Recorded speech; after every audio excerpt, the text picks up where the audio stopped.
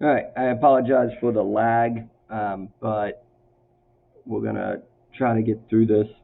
So we're going to move on to talking about exploring careers and how are we going to find careers, how are we going to um, apply our personalities to these, to the choices on what type of career we want to look into. So our vocab, these are the 14 different vocab words that you're going to have. All right. So first off, think about a career. The career should definitely match your personality, interests, skills, and values.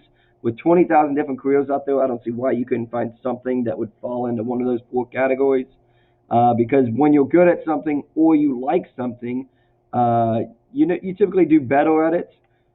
You typically want to go to work, and you don't find yourself dragging, lagging, or bringing down the morale, the atmosphere of your job when you take and do something that you actually like. So, difference between a job and a career. Best way to take and describe this, the shortened version, is a job is something you do temporarily. Doesn't require a lot of training, knowledge, or experience. Whereas a career, it's something you work for. It's got planning, preparation. You put time and energy into it. You might have to go get a college degree for it. So you're definitely going to have to put some work into a career. And then there are some jobs that can lead to careers. One of the ones I always love using is McDonald's because, and everybody laughs at McDonald's, but yeah, the entry level works when you're doing a fry cook. It is something that they can just train you real quick and you just kind of do it.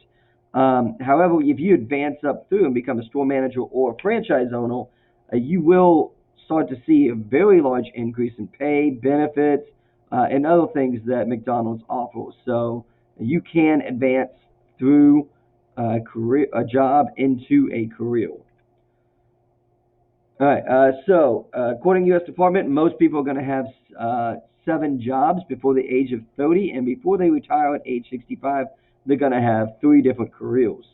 And then every time we change jobs or careers, you got to remember you're adding to your human capital through experience, and that in turn would lead to better job opportunities and most likely better pay, or benefits. So again, sometimes we switch jobs not just for pay. Uh, Sometimes it's just simply we want to try to do something new and we think we might like it. So think of how many jobs or careers your guardians, your parents, your grandmas, your grandpas, whoever is taking care of you. Think of how many jobs or careers they have had since you've been alive itself. Some of you all are going to answer, it's been 4 or 5. Others, you might only be like, well, my mom and dad have only had one career. Uh, for me, when I was younger, that was correct. My mom and dad, they were older when they got into a job. I'm sorry, when they were older when they had me, and they were already into their career working at Ford Motor Company and being a teacher. So, how do we find a job? Using the informal research, that's your typical casual, friendly approach. You observe people. You observe people. Where you work at, where you eat, where you shop, where you spend your time, uh, and we just typically look and think about what those type of jobs. You might watch TV shows like Dirty Jobs and things like that. And then finally, just networking, talking to people you know and others in your community. That's your parents, friends. That's your friends' parents.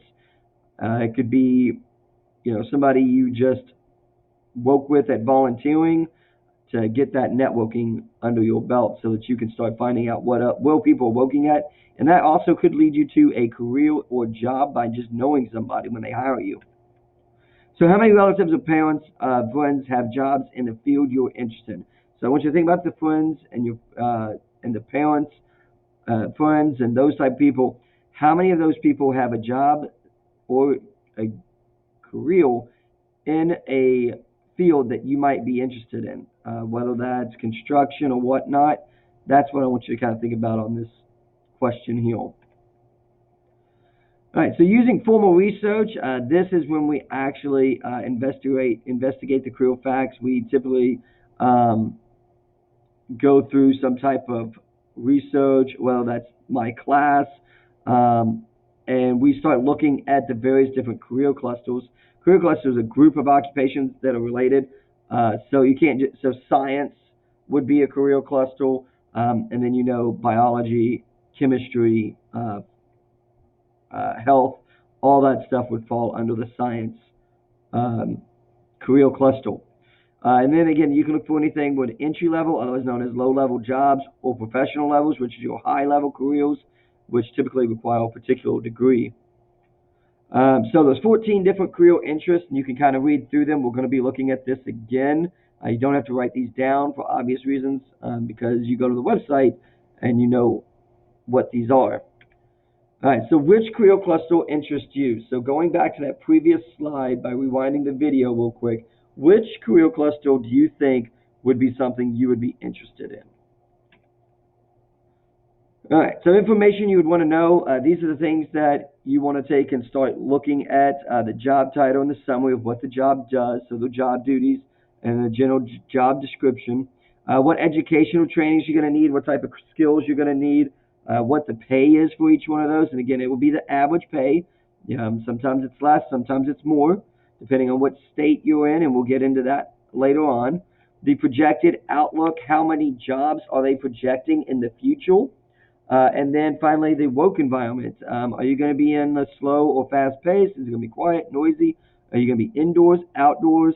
Those are all different types of work environments and working conditions you're going to be in.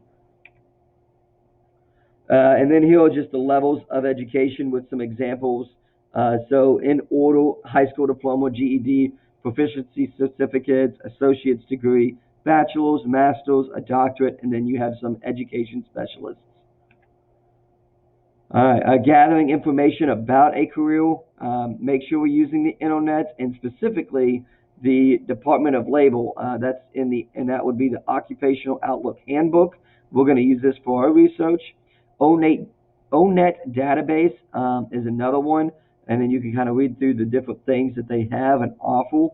But Occupational Outlook Handbook and ONET are two websites you must use for your research paper that we will be discussing this week. Types of hands-on experiences. And hands-on experiences is actually spending time on a work site.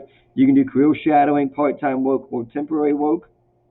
Types of hands-on experience continued. Again, you have internships, cooperative education, volunteering, entrepreneurship. Service learning is like volunteering, except it's actually part of a class, whereas volunteering, you just find something you want to do, could to make yourself feel better, such as like a Boys and Girls Club, Big Brothers type thing.